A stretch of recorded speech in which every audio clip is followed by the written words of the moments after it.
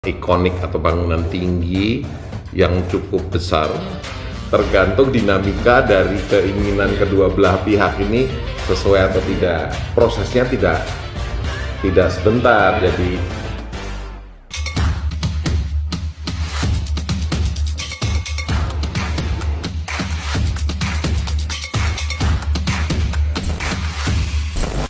selamat pagi rekan-rekan semua. Kita berjumpa lagi dalam acara SDS Bercerita. Pada kesempatan kali ini kita akan membahas terkait dengan dinamika proses desain suatu gedung yang sangat ikonik, baik propertinya berfungsi untuk perkantoran, komersial ataupun suatu yang sifatnya adalah monumental.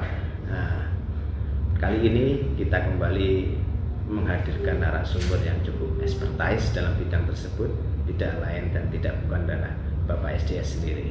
Selamat pagi Pak SDS. selamat pagi Pak Arif. Iya. Selamat pagi teman-teman properti. Salam properti. Salam properti. Ya, hari ini kami akan membahas atau bercerita atau sharing tentang pengalaman bagaimana dinamika untuk merencanakan suatu bangunan ikonik atau bangunan tinggi yang cukup besar dengan luas tanah yang lebih dari 1 hektar.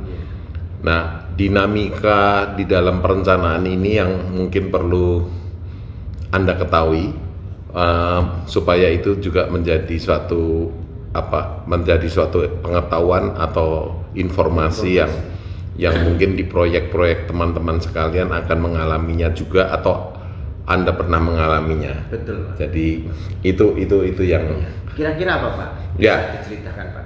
Ya, begini. Permasalahannya. Kemarin kan sesi sebelumnya kita membahas soal perizinan. Betul Pak. Jadi ini yang kita bahas ini fokus pada dinamika untuk waktu merencanakan. Jadi dalam perencanaan itu tentu saja ada semacam lead consultant, itu biasanya dari konsultan arsitek. Dia sebagai koordinatornya, kemudian diikuti oleh struktur, kemudian konsultan mechanical electrical, kemudian support yang lain, misalnya fasad, lighting kontraktor, lighting consultant, dan lain-lain. Nah, saat melakukan perencanaan itu, memang pertama kali adalah si konsultan arsitek merencanakan, termasuk tingginya, termasuk luasan dari bangunan itu, termasuk floor plate ya, luasan setiap area, basementnya ukuran berapa, ground floornya ukuran berapa, kemudian fungsi ruang itu juga ditentukan. Jadi ruang mechanical electrical di mana, terus drop off area di mana, lobby di mana, terus nanti untuk lift di mana. Itu yang pertama-tama yang membuat arsitek membuat satu layout yang untuk operasional gedung Berdasarkan request klien. Ya, biasanya kalau kliennya sudah siap dengan TOR ya, term of reference, jadi dia mensyaratkan office atau tower yang akan dibangun itu ini harus begini, untuk apa, luasannya minimal misalnya 100.000 meter persegi, terus didukung oleh retail area dengan luas misalnya 15.000 meter persegi. Nah, persyaratan atau keinginan atau harapan dari klien itu kemudian dituangkan dalam bentuk gambar desain. Nah, dan itu pun prosesnya tidak sebentar. Jadi ada proses timbal balik, dipresentasikan.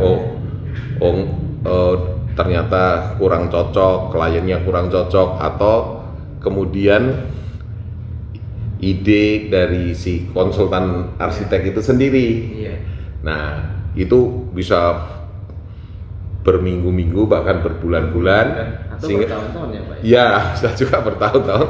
tergantung dinamika dari keinginan Iya. kedua belah pihak ini sesuai atau tidak. Baik Pak, saya Ya. bertanya Pak, kapan Pak sebenarnya dari konsultan struktur MEP masuk Pak?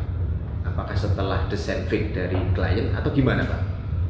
Oh, sebaiknya bersamaan, karena justru waktu terjadi diskusi atau klarifikasi terhadap antara arsitek dan klien, Iya, itu juga sebaiknya konsultan yang lain sudah mengikuti, sudah terlibat ya. terlibat secara mendalam, secara rinci mengenai juga keinginan dari si klien, gitu. Jadi bukan dari ini dulu Pak ya, semacam kayak master plan dulu, konsep disetujui dari klien, baru nanti konsultan yang lain masuk. Tapi sebaiknya malah bebarengan ya Pak. Iya, berbarengan. Ya memang awalnya akan ada suatu kayak